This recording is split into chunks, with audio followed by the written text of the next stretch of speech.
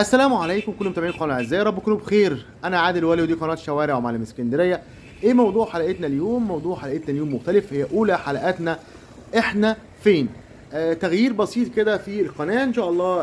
هتكون في فيديوهات قصيره هنصورها لكم عن اماكن مشهوره، اماكن معروفه، شوارع مشهوره في اسكندريه.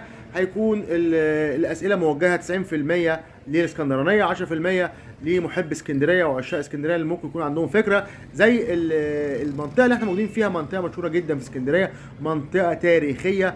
الشارع اللي امامنا او الشارعين اللي امامنا من الشوارع التاريخيه الاثريه في اسكندريه ليهم تاريخ كبير جدا.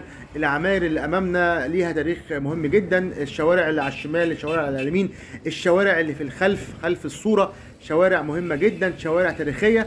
اتمنى تكون اولى حلقاتنا تعجبكم.